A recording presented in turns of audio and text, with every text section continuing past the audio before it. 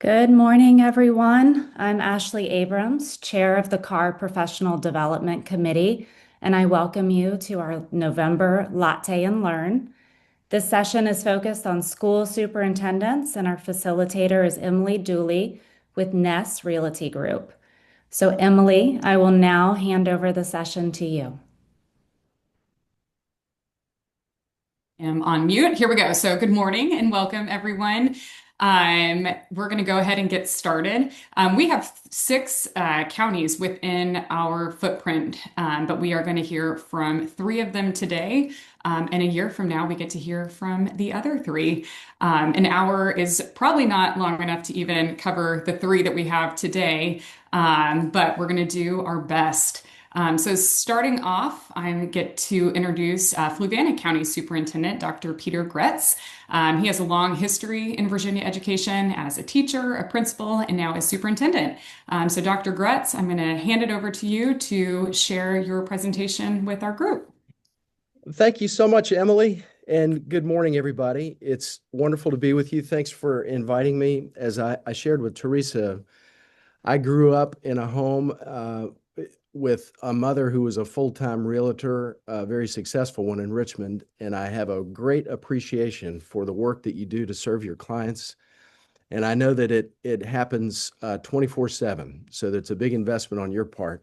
And how important the connection between the work that you do and the work that we do with schools. Schools being a very important pillar of growth in communities and certainly attraction for people to consider the kinds of communities where they want to live. Um, I'm going to share some slides, and I probably won't go through all of them, but rather I'll share them with you after this. If you want me to go over all the data in the slides, I'm happy to, but really I'll probably highlight some of those things and then just share a little bit more organically about what's happening in Fluvanna and what I see on the future for us and what we're doing in our schools. I'm also very thankful to be the first person going because we have a couple of giants of educational leadership here that are mentors of mine, and I'm happy to be blazing the trail rather than following them. Okay. So this is an aerial photo of our high school. This is our flagship facility. Obviously, this was built about 12 years ago. And we have one of the most beautiful athletic facilities, both functionally and aesthetically, sought after throughout the Commonwealth. People are always trying to do state tournaments out here, and we're very proud of this. I think this is a big selling point in terms of what people might look for in school facilities. Just some fast facts about us. We used to be 5 schools. We're now 4 schools because the 2 that were kind of housed under one facility. I just don't want this to be confusing for anybody that's heard us talk about our schools before. We had a primary school and 1 through 2 elementary school under the same roof. And just a couple of years ago, we just consolidated them into one building. It's not really a different facility. So 4 schools, about 3,200 students total. And we have a non-traditional innovative lab school called the Abrams Academy. And there's currently a renovation going on there that we think will probably be done in early 2027.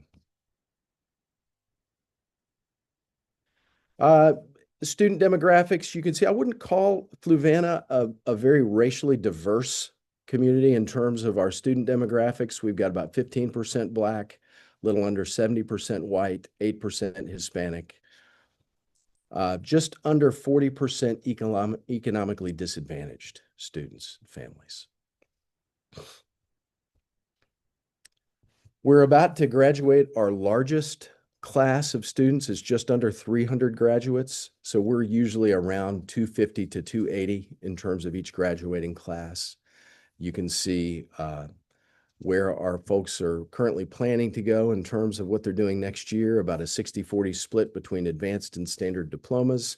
We have one of the highest graduation rates, on-time graduation rates in the Commonwealth. We're very proud of that as well. This just shows you, that's a map of Fluvanna County. You can see where the schools are. They're all kind of centrally located there. And this up here at the top, this is the lake, if you're familiar with that community. We have just gone through a overhaul of our strategic plan and the core work of what we're about. And I won't go into the details of all that unless you want me to, but basically our vision, the legacy that we want to leave behind is to equip students for life. We want to equip students to have a positive impact. And the work we're doing every day to make sure that happens, trying to maximize the potential of all of our learners in our Fluco community. And we center all of that work around 4 shared core values that have been very carefully defined and operationalized: trust, relationships, optimism, and work ethic. And that finds its way into the work we do around these primary goals. And this, I know there's some questions that you will have for superintendents, and I wasn't sure whether you wanted us to do that kind of front facing or wait for you to ask us and respond, but I will just share. I think this is one of the things that I would suggest is an important talking point from my perspective, as an educator, as the superintendent, as a father of 4 students in our schools. I have a second grader all the way through to a senior. And that is that the core work that we're about is it is about making sure that we have a student-centered pedagogy in place in our classrooms so that personalized learning that is engaging, that our profile of assessments that we're using to assess what students are doing is balanced, and it's not all focused on standardized SOL-driven instruction, but it involves, probably to a greater degree, authentic performance-based hands-on learning and focusing on relationships that are transformative, relationships that are marked by trust and honesty and respect, because we believe that those are the things that lead to students performing well on achievement tests. And Fluvanna is one of a few divisions in the Commonwealth that has been fully accredited, all of our schools fully accredited for 12 years now. So these slides, I don't want to make you dizzy by going through all these, but I'm going to skip ahead and I'll share these with you. I won't go into all the intricacies of our plan there. A couple of fast facts, and I'll share with you one unique thing about Fluvanna schools, where all of our facilities are fully powered by solar energy. And obviously there's some savings there. There's some just, we're going to write a check to somebody for our utility costs, and we're either going to pay 15 cents a kilowatt hour or we're going to pay 8. And so we're paying 8. And that's a tremendous savings to our community. But the important thing that I would share with you is that this gives us, in a small rural place where we don't have a lot of access, at least close access, proximity to industry and businesses where we can cultivate opportunities for kids to get on site and to do internship, externship type experiences without driving into Charlottesville. We have on-site access, hands-on learning opportunities to one of the most fastest growing career fields today. And we utilize that. That's a picture of some of our students understanding the science behind what they're learning and what makes the lights come on in the gym when they go in. So here again, I don't want to go through all of this in too much detail. Historically, our enrollment has dropped by a little less than 2% since 2015. What's projected, and we've just gone through a study with a firm that specializes in this work, and I think they've done some work actually in Charlottesville recently also. Woolpert is the name of the firm. Our enrollment is projected to grow. And so you can see breaks it down by grade level. And the shaded red parts would be the cohorts that are maybe a little bit larger than what has happened in the past. But the grand total is supposed to go up about, well, you can see. And so one of the things that we're doing is to try to work with our county government and economic planners to make sure that we're prepared to absorb some of this growth. Our high school is well positioned to do that. It's a new facility, and it does have the capacity to absorb some growth. Our elementary schools, however, are not. They are bursting at the seams, and that is where the growth, as you can see here, I think I included live birth data. That's where the growth is. That's where we're going to see a lot of our increase. And so we're trying to make sure that we're positioned well to address that.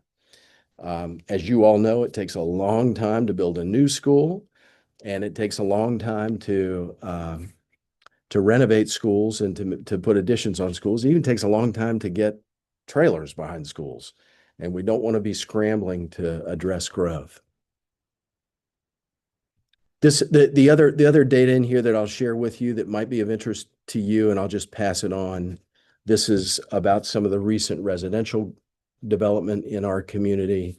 I've got some information in here about household income, access to the internet in the different parts of our community. You can see that here. So if that's of interest to you. What I'd like to do now is, with my last couple of minutes, this is our high school, is, I guess, share a story with you. So my contact information will be here. So several years ago, I was leading in another division, and we were rebranding. We were rebranding our school division. We were renewing our strategic plan, just completely revamping what we were doing in terms of pedagogy and assessment and teaching and learning. And we were working with a group at that point. Well, I'll just tell you, it was almost 20 years ago. So I was in Goochland, and we were working with area realtors in Richmond, and really fighting a perception that had been baked into the way people viewed the Goochland schools for decades. I grew up in Richmond. I went to private school in Richmond, and I understood that well. People just sort of viewed the Goochland schools as second rate. If you're going to live in Goochland, you probably need to send your kids to private school. That was kind of the pervasive attitude that we were trying to address. And I'm going to boil all this down, and it's probably a 20-minute story I'm going to tell in two. But I was working with a small team of realtors, and they just happened to be talking about Randolph Elementary School, which is the elementary school that's on the easternmost part, right up against Short Pump. And we'd been working together, having monthly meetings, and we were actually driving through the community. There were three realtors, and this one, what she said was, when Randolph Elementary School is performing at the level that Tuckahoe Elementary School is, that was in Short Pump, we'll be able to promote this differently. And I was able to pull up some real-time data and to share with her that Randolph Elementary had been outperforming Tuckahoe in terms of SOL data for 2 or 3 years. And in this very rare moment of brutal honesty and vulnerability, it wasn't adversarial at all. It was a great conversation. She turned to me and she said, the reality is, when I come out here with my clients and we drive past Randolph Elementary School, all they see is a little country school. It just doesn't speak to them the same way that these other facilities do. And I thought that was a powerful thing for us to learn, that the facade of the school, the front-facing aesthetics of the school really do make a big difference. They don't necessarily impact teaching and learning, but they do impact the way the school is able to connect with the larger community, and certainly for your work. And I'm not asking you to agree or disagree with what that realtor said. If you do have comments, I'd love to hear those. What I would just simply leave with you is, we're in Fluvanna, we're trying to make sure that what we're doing, no matter what's happening at the state level, that we are putting standardized testing and standardized instruction in its proper place. And it does have a place, but it's a small one. And that we're focused on student-centric learning that's engaging to students, relationships that are transformative for students, and making sure that our community is engaged in the life of our schools. We know that that's what our parents in Fluvanna are looking for. As we're trying to leverage the funding that's coming to us through, you're probably aware there's some funding that the state's giving towards construction programs. And with this renovation that we're doing at Randolph Elementary, we have state-of-the-art facilities that were built 10 years ago. We also have elementary schools that were built in 1961, and they look like they were built in 1961. And so we're trying to address those things as well. I feel like I've used my time here. So let me pause. I'm going to share this presentation with you. It has contact information. If you have questions for me or if you want to reserve the questions at the end, I'm not sure how you're going to do that, Emily, but I'm really thankful for this intentional outreach for us. I want our schools to be an important tool for you to use as you work with your clients. So any feedback you have for us, I'm open to that and welcome that. And if I can provide anything to you, I'm happy to do that as well. Thank you for having me this morning. Thank you, Dr. Gretz. We are going to let the other superintendents present, and then we'll have an opportunity for me to pepper you guys with some questions and some questions from our audience as well. And I think you'll see that school modernization will be a theme probably throughout several of these presentations. But next up, I have the privilege of introducing Dr. Andrea Whitmarsh, who is the superintendent of Greene County. She is an experienced educational leader with a demonstrated history of school division leadership. She is skilled in community relations, financial management, instructional design, fundraising, research, human resources, and partnering to secure resources. She's also a strong education professional who graduated from George Washington University, and she was my boss. So at this point, I get to hand this over to Dr. Whitmarsh. Good morning, everyone. Thank you, Emily. And no pressure, Pete, following the Virginia State Superintendent of the Year. I don't know if any of you are aware of that, but Pete is our Superintendent of the Year in the Commonwealth. So I am privileged to be here this morning. I am proud superintendent of Greene County Public Schools, and I'm joined here today by Dr. Kyle Purcell. He is our assistant superintendent, and he was prepared to step in, but when my schedule changed, I was able to be here this morning. And I am very pleased to share some information about Greene County Public Schools.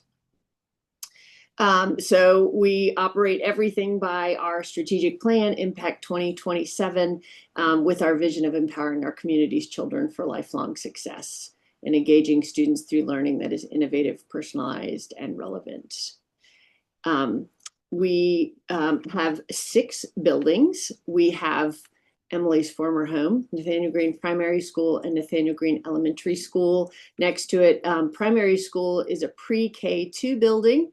The elementary school is a 3-5 building, and those 2 schools partner together to operate very much as a pre-K5 building.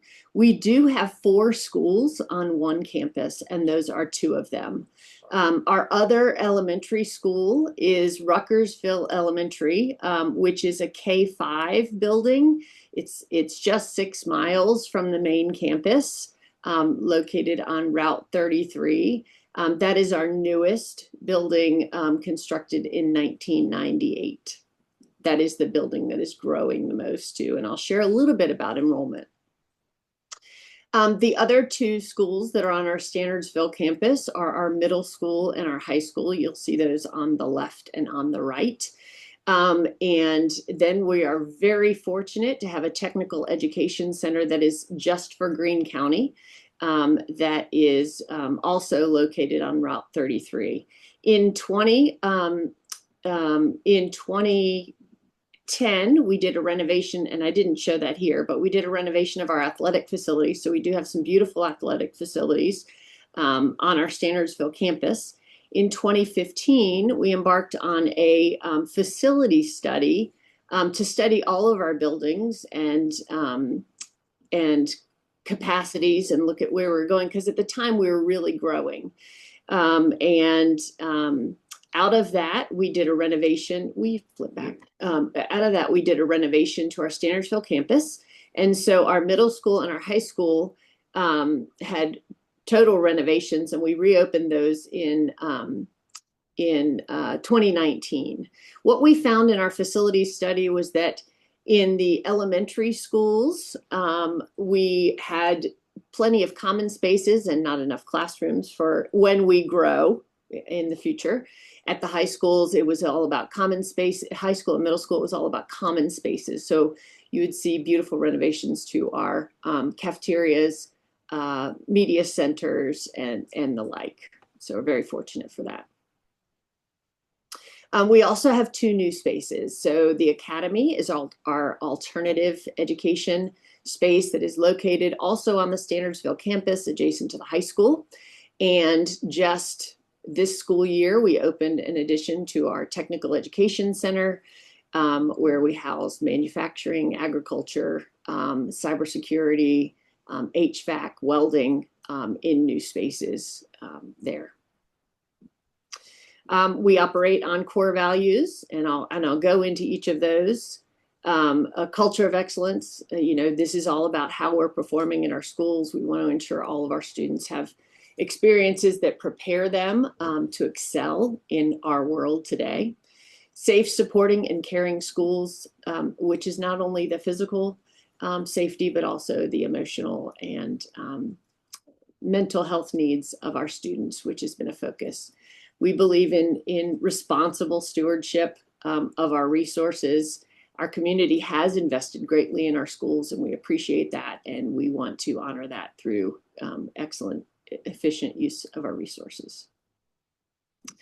We have great connections and partnerships with our community, and we believe that schools are the hub of the community, and so we are very well connected throughout Greene County and have great partnerships. And then we can't do anything that we do for students in our community without our exceptional workforce. So we believe in hiring, retaining, and attracting the best leaders and educators around. So enrollment over the years, what you'll see here. So when we did the facility study in 2015, we were really seeing an increase. And we knew that would probably level off at some point, but we didn't expect quite the dip that we have seen. And if you look at the Weldon, it's very interesting because if you look at the Weldon Cooper data on enrollment trends, our enrollment is trending down. However, if you drive through Greene County, you see all kinds of new developments on the books. And we have seen we're starting to see that specifically in our Ruckersville Elementary School, where the enrollment has increased this year for the first time in some time. Other than that, the high school is the school that's maintained pretty steady enrollment if not increasing. But the Standardsville elementary schools have lost the greatest amount of enrollment. We will be embarking on an enrollment study to see, because there is such a I guess a disconnect in the data that's out there. We are going to we're going to embark on an enrollment study to see what that might look like for the future. I will tell you, in our facility study and our plan for the future, the next step is a new elementary school. So we have plenty of capacity in our middle school and our high school, and the next school to be added in Greene County would be an elementary school. We very much focus on the 3 E's and have done so for some time now. When students graduate with us, we want to make sure they're either enrolled in a 4-year, 2-year trade school or apprenticeship program, enlisted, joining the military, and or employed in a job that hopefully they've been prepared for through their enrollment in our high school on graduation day. We have a very robust career and technical education center, as you noticed with the new buildings that was just added to expand our programs. We have everything from carpentry and welding to cosmetology, to cybersecurity, to advanced manufacturing and engineering. So we want every student to have the opportunity to learn more about career and technical opportunities for their future. Looking at CTE enrollment, we have 1,273 students enrolled in CTE courses in both the middle school and the high school. 178 out of 233 graduates were CTE completers. We're really proud of that because that shows you that students, it's not one or the other. We have lots of students who participate in CTE coursework who are also pursuing a 2-year or 4-year degree when they leave us. We believe that CTE really prepares you for the future, whether it's whether it's right out of school, or cosmetology you can always use, heating and air you can always use, HVAC. And then we have work-based learning, 196 students enrolled in work-based learning program, and school-based enterprises. So we do have internships throughout the school division, as we are the largest employer in our community. We also have a very strong early college program. More than 10% of our students earn their associate's degree before they graduate from high school, something we're very proud of. This started back in 2013 when PVCC opened a satellite campus here on the top of our library at the Giuseppe Center. So students go there throughout the day, and then we offer dual enrollment courses in our high school as well, so that students can achieve an associate's degree before they graduate from high school, which is quite impressive. It's a savings for families, but it also prepares them for that college life, a little independence while they're still with us. We also, along with Fluvanna and 6 other school divisions, are a participant in the Blue Ridge Virginia Governor's School, excuse me, they recently changed their name, where students have the opportunity to partner with other school divisions to take specific classes in the Governor's School program. And that's a wonderful program as well. I can't say enough about connections with our community. The best thing about Greene County Public Schools is really the people and the community in which we live. And so you'll see everything here from our Touch a Truck event, which was a career event for our youngest students, to Girl Power and students getting out in the community to learn more about fields, careers out there, maybe non-traditional. This is our, on the right is our recent Monster Mash, where we had a huge community turnout of families to celebrate the evening. And then we've partnered recently with the Y to provide swimming lessons to all of our second graders, and then a refresher course for our 5th graders. And I believe that's a really wonderful thing as well. So partnerships with our community are paramount to what we do.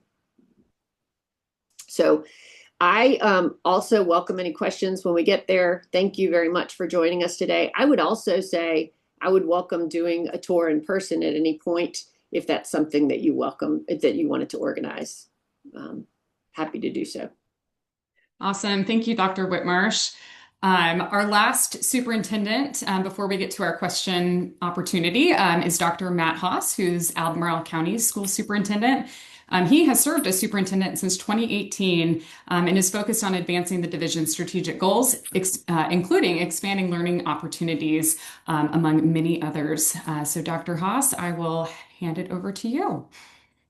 Thank you very much, Emily. And I want to thank Teresa and Ashley as well. I'm the rookie of the superintendents, so I want to give a shout out to Pete as well, our state superintendent of the year. And of course, Dr. Whitmarsh been mentoring me the whole time I've been doing this job. So it's tough to follow both of them. So Albemarle County Public Schools and our community share the same goal, helping students thrive in safe and well-run schools. Today's update highlights who we are, where we are, what's changing, and how we're planning for continued growth. I'll cover 6 key areas: who our students and staff are, new initiatives underway, academic progress and challenges, how we're funded, the link between schools and community growth. I'm going to provide a snapshot of the current state of ACPS and where we're heading next. Our strategic plan, Learning for All, guides every decision we make. It focuses on equity, excellence, community, and wellness, and ensuring that every student is known, supported, and prepared to succeed. Our students come from more than 100 countries, birth countries, and speak 78 home languages. and they bring a wealth of experiences and perspectives. The diversity that we have in our county and around the urban ring of Charlottesville City strengthens classroom learning and prepares all of our students for a connected global world, the real world. In terms of our employees, our educators and staff are experienced, dedicated, and invested in this community. Most live right here in Albemarle County.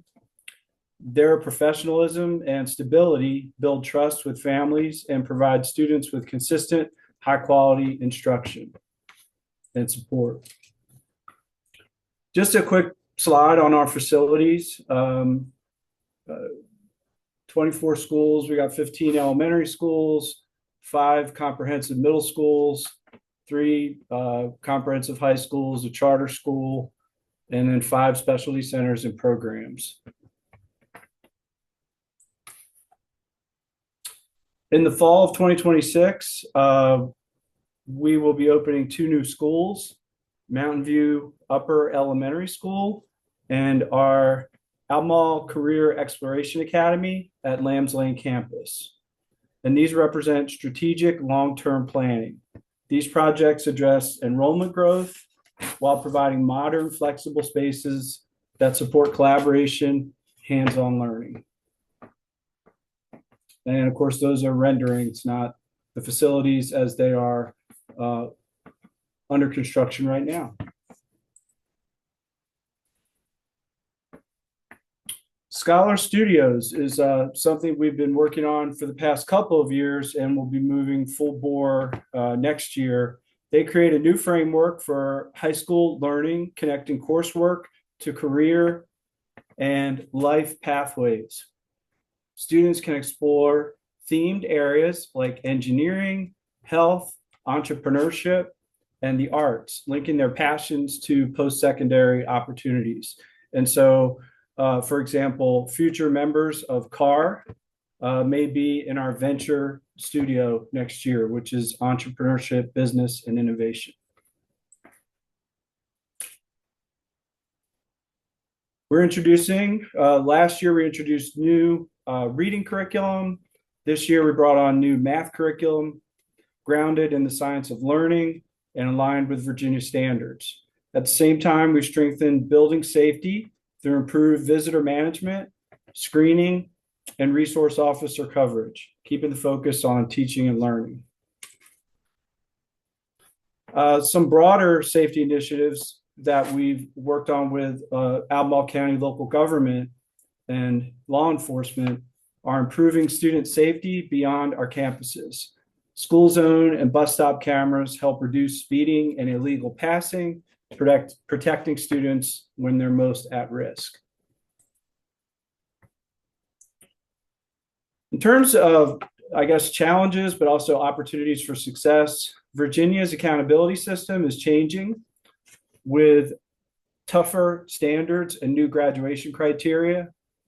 We're really seeing an era in American and Virginia public schools around shifting standards and a shifting environment.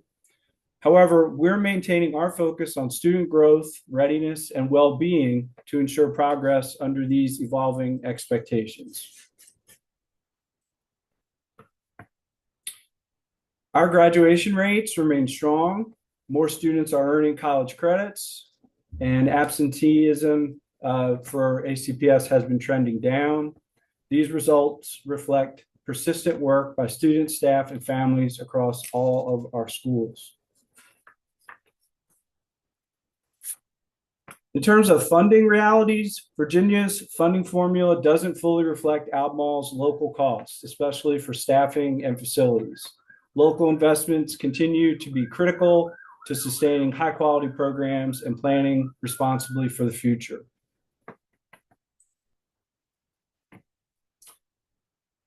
As new housing developments expand, our schools must grow and modernize in step with the community.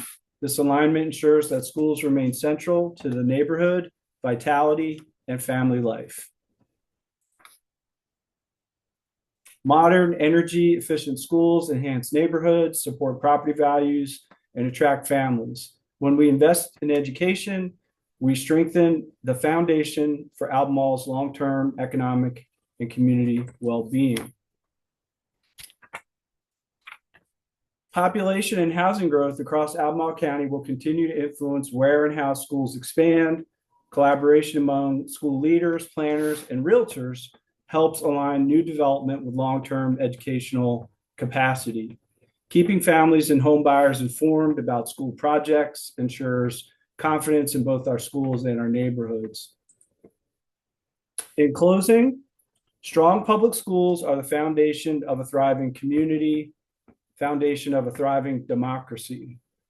Thank you for the opportunity to share how we're planning for growth together with you to keep Albemarle's future bright.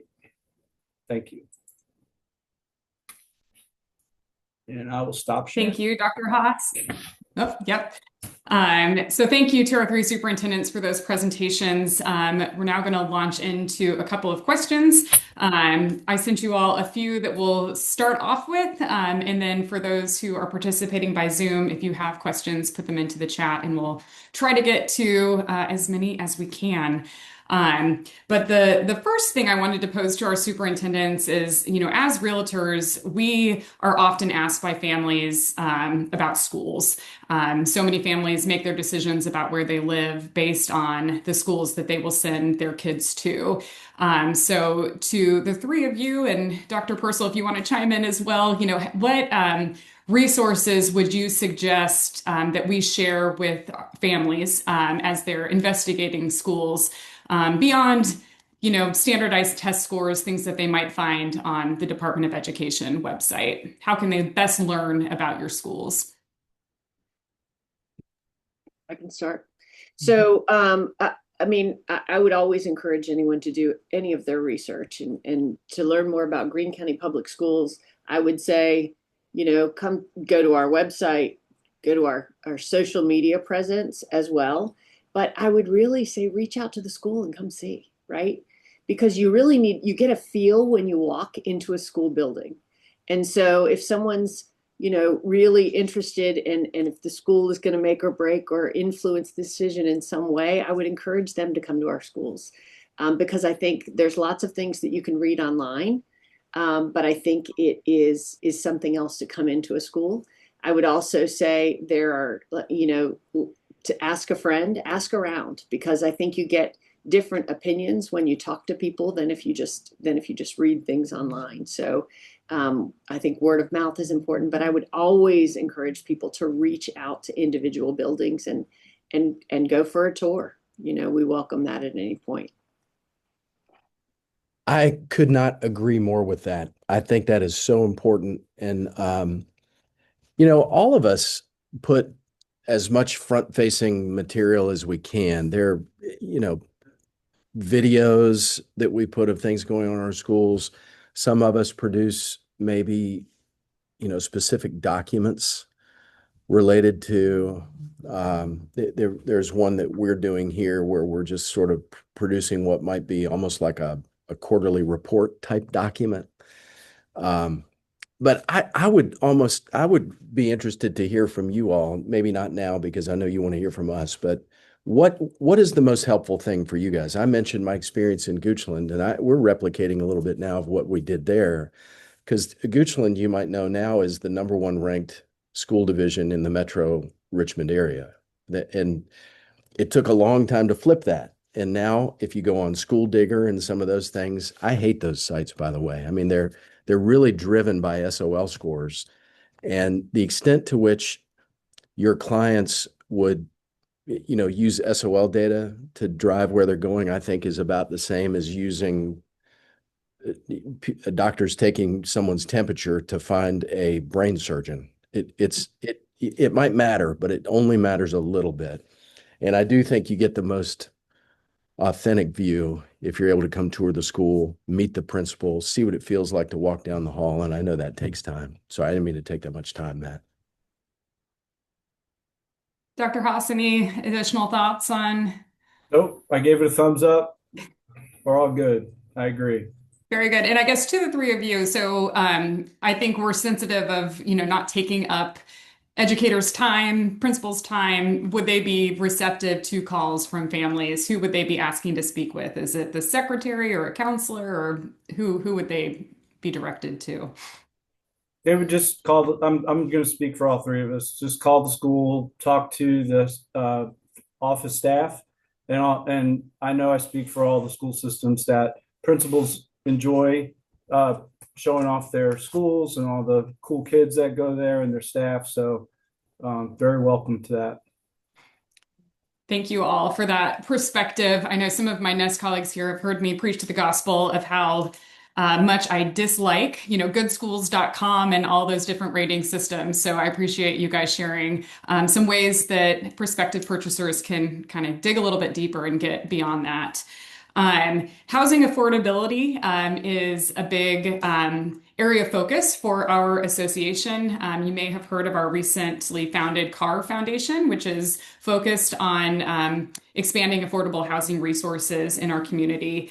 And supporting affordable workforce housing, something that certainly impacts schools as we think about families, but also staff.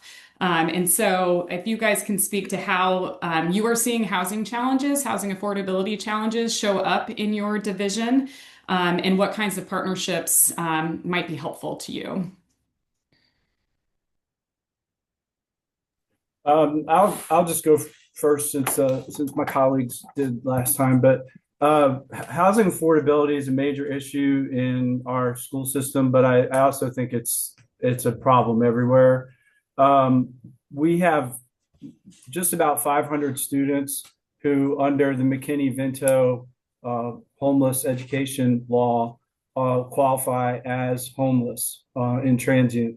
I made a mistake the other day. I was visiting with a student at Greene Elementary School. She was in art class. They were making pumpkins with, they were painting, doing some fun stuff, but they were really studying the life cycle of seeds and pumpkins. I asked her if she was going to take hers home, and she said, "I don't have a home. I have friends. We have friends that we live with." And it reminded me that this is real. These are real people that don't have the resources they need. We are in partnership with a national organization called Community in Schools, and in our what we call our urban ring schools on the Lambs Lane campus, Community in Schools is a partner with us that provides a site manager and oversight for the school system. Their purpose is to bring together all the resources that everyday middle-class people like us take for granted. That if I need new glasses, I reach out to the eye doctor, go across town, maybe someplace travel. Same thing with the dentist, housing needs, heat, paying for things. All the resources that we have out there that are disjointed, Community in Schools brings together. So we're always accumulating partners, and if you want to be part of that partnership, just reach out to me and I can connect you. I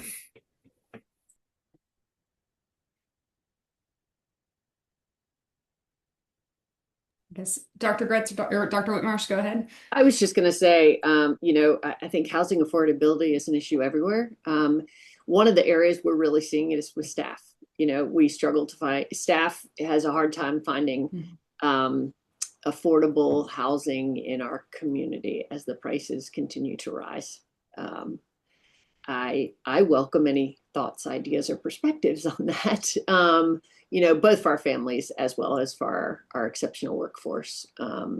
I think the more we know, so I would welcome the opportunity to share some information too, and open the lines of communication, because I think if we work together, maybe we can help with some of that. But I really don't really have the suggestions on that at this time. Yeah, I don't either. I mean, we have the benefit of the recent development in Fluvanna. I think was somewhat positioned to be more affordable. I wasn't here. This is my 5th year in Fluvanna. I wasn't here during the planning of those developments, but there are some creative solutions out there. In another division where I was superintendent in Middlesex County, there was a community partnership that accessed a grant to create a apartment complex that really appealed to law enforcement, teachers, social services. It took a lot of planning and a lot of partnership, but I don't know that this is the place that you want me to go into that. We don't have that here, but would love to. I guess broadly, is there value in teachers and staff living in the divisions where they work, the schools where they work? I think definitely there is. I mean, I don't think that you have to live in your community to be an effective part of the school community to be a teacher, but it's a wonderful added benefit, certainly. Matt. I find it to be true. Yeah, go ahead. Oh no, I was just saying Dr. House is giving us another thumbs up. So it sounds like he is in agreement that Well, having I'll just say 65% of our uh, employees live in Albemarle County, and I think 18% live in the city. So that's 83% of our staff live pretty much right near where they work. And I think that's helped a great deal with our employee retention. Our rate of retention is better than it was prior to the pandemic. And I think I there's the thing we've got to do is keep driving up their wages so they can live where they want to live. Some people want to live right next door to the school. Some people want to have a little bit of driving distance, or maybe they prefer that. There's a number of reasons why people might want to live in a different location. So I think the main thing is addressing the fact that teachers are way underpaid in Virginia in general. We're ranking toward the bottom of the nation. And their wages in particular in this area, because it's one of the most expensive places to live in Virginia, we've got to continue to work to address that. Thank you. What are some opportunities for members of our association to be involved in your school division? So some of us have kids that attend schools in our footprint, but just more broadly, how can we help support your goals? I would throw out right now, if you want to be part of that venture program that we have as part of our Scholar Studios, we 3 or 4 times a year we host a partner breakfast, and we had the Chamber of Commerce representation there at our last one. So I would love to have, I mean, realtors really to me are the ultimate entrepreneurs, because at the end of the day, if you're not out there doing business, a lot of your income, a lot of your career trajectory depends on that. So please email me. Just send me an email and I'll connect you with our Scholar Studios so that we can get your input. And what the advisory groups do is they make sure that the curriculum and the experiences that students have are relevant to today. And they also provide internships and work-based learning experience for our students. So that's just one really tangible way that you can join us. Yeah, I would say the same type of thing here with our different opportunities to participate, but even just this is very low-hanging fruit.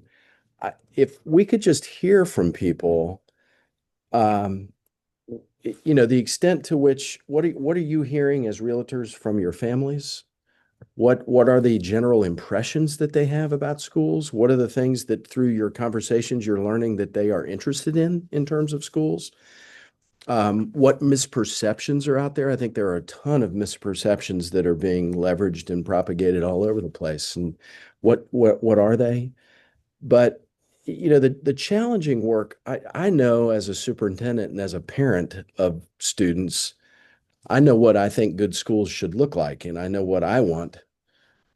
The challenge is marrying that with a shared vision, right? A shared vision for the folks in our school community and the folks that don't have students in our schools for what does Fluvanna want its school division to look like? What is the extent to which local businesses feel like kids are prepared and colleges are prepared? And so the extent to which you can make your voice heard in that way, whether it's participating in, I know you don't want to come to a school board meeting, but now they're all online now. Even if you just come to the public comment portion or to just, I would welcome an email. Somebody just share with me what you're hearing so that we get an authentic view of how we can best position ourselves to support you and your clients. I will add my contact information in the chat as well, because I would welcome, that feedback. And if there's a way you would like to connect with one of our buildings, from serving as a reading buddy to, providing a meal for teachers, we'd welcome that. And I'm happy to facilitate that. Wonderful. Thank you. Dr. Haas, there are a couple of questions for you that showed up in the chat related to if you can speak to the number of students that are enrolled in those studios and the Venture Scholars Studios. And I think probably related to that, just with plans for high school enrollment and plans for redistricting or building another high school, or what are the plans to address that capacity?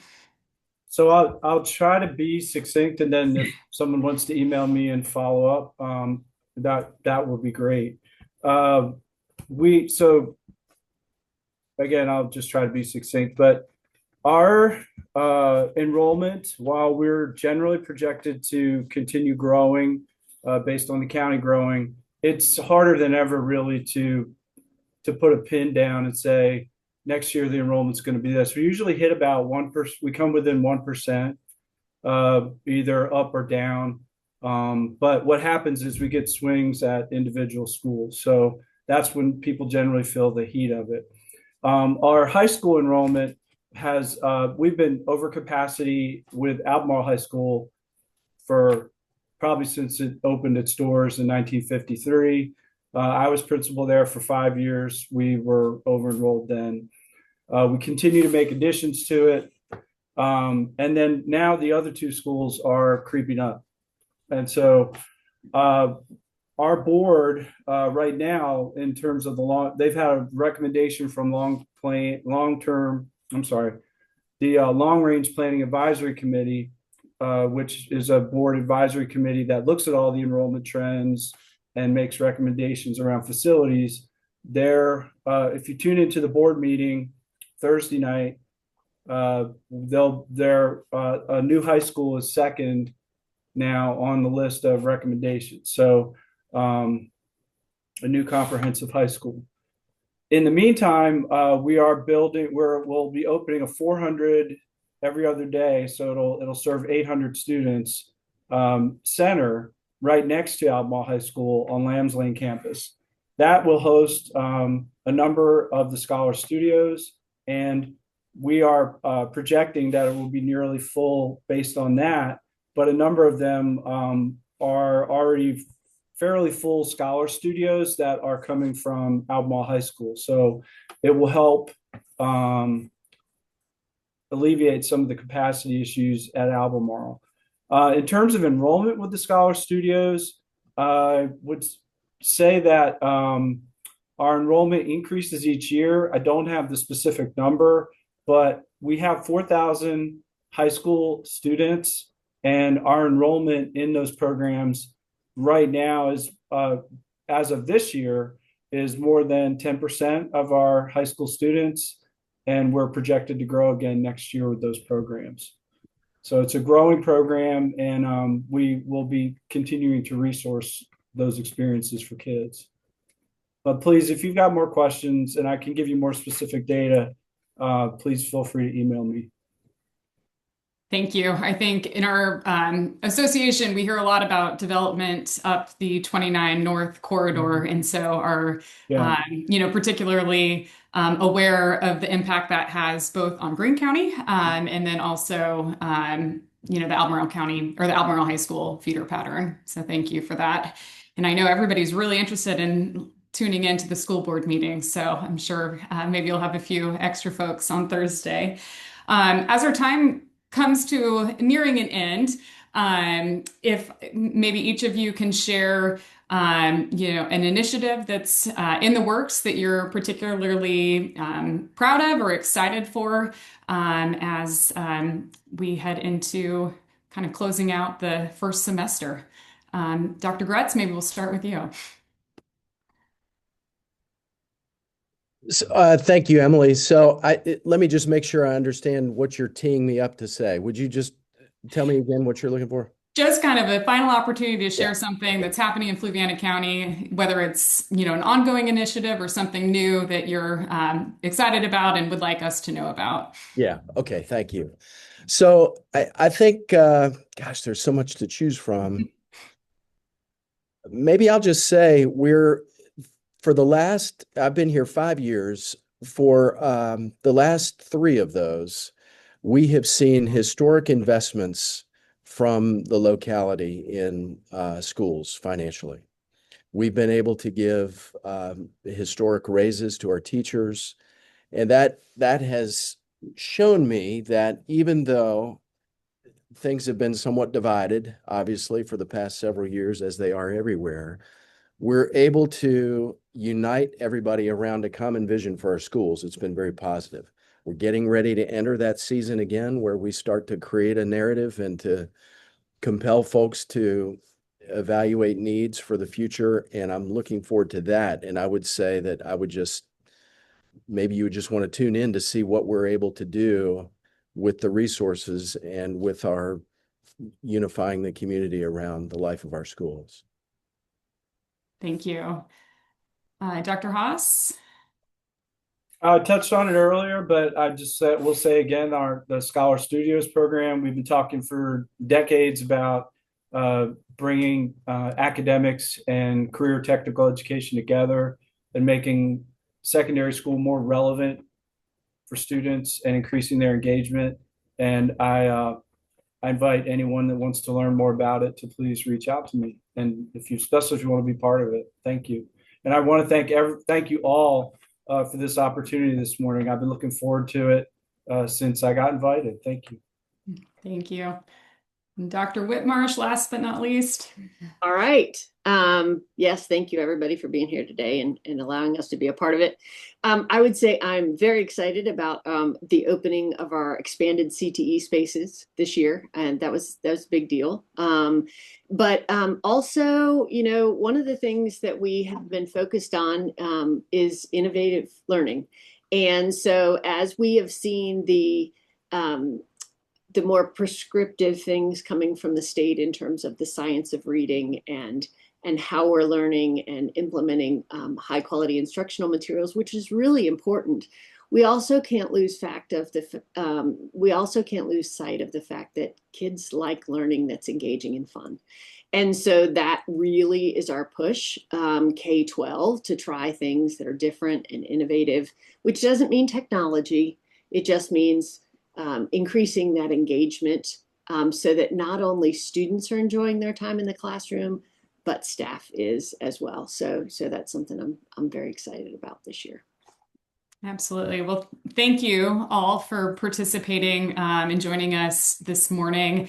And I think a big takeaway for me that I hope others have heard is to not be afraid to reach out to you, both for more information and opportunities to tour and be engaged in our schools, but also to share feedback that we're hearing from the clients that we're engaging with. So thank you again.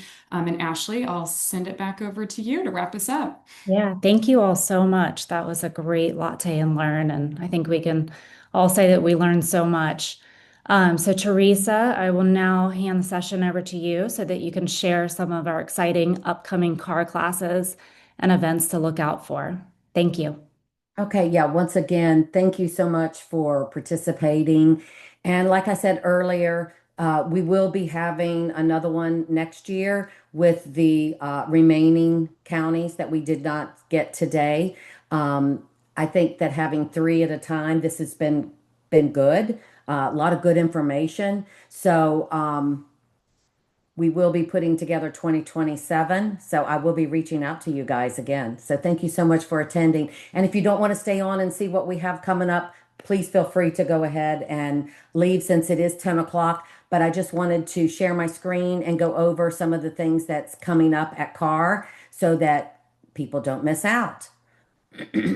I typically get some type of a phone call or an email the day after something happens, and they're like, "Oh my gosh, I wish I would have known that." So here we go. Car technology on November 18th is coming up, talking about the new catalyst and the navigating catalyst. This is virtual only. Those of you that have been partaking in GRI, the GRI 508 real estate law is coming up on November 20th. This is 9 to 4. If you have not started your designation, now's the time to go ahead and jump on board. We start all over again in January and it runs through November. When you finish up the GRI program, you are getting the GRI designation, the At Home with Diversity certification, and the military relocation certification. So you're getting a lot. Plus, those of you that are new members, new agents, you get the full 30 hours that you need to complete within that first year. So you're getting a lot in this GRI program. In December is our general membership meeting on the 4th. And this is the installation of our 2026 officers and directors. So please come out and support them. Upcoming, we just talked about the Graduate Realtor Institute. Also in January, for those of you that need your 16 hours of continuing education, we hold these in January, April, July, and again in October. And these are the 2 days in January. I've put everything together for you, the 16 hours that you need. It takes the guesswork out of it for you. So when you attend these 2 days, you get everything that you need. Talking about the GRI, the 503 is business planning. We start that in January so that you can plan out your year and be successful. Another technology day, we just had it on Wednesday. So it's coming back again on February 5th, is what's new in car commercial MLS. Excuse me. Navigating car commercial MLS. So if you are lacking in that, you need a little bit more training, this is also virtual. And then we're going into February's general membership meeting. Creating inventory, strategies for finding more listings. Sasha Tripp with Story House Real Estate is going to be there. And I want to say Greene County is going to be our economic update. I heard back. And then the other thing that I really wanted to touch on was our Rennie class, Real Estate Negotiation Expert. If you need more training on how to negotiate, this is an excellent 2-day class, and it is 2 days, guys. So it's 8:30 to 4:55. You get an hour lunch each day. So back to back with Mark Werlow. This is an excellent certification. So if you want to do something in your professional development for 2026, this would be it. And then our first Latte and Learn will be affordable housing in Charlottesville area. Michael Guthrie will be leading that.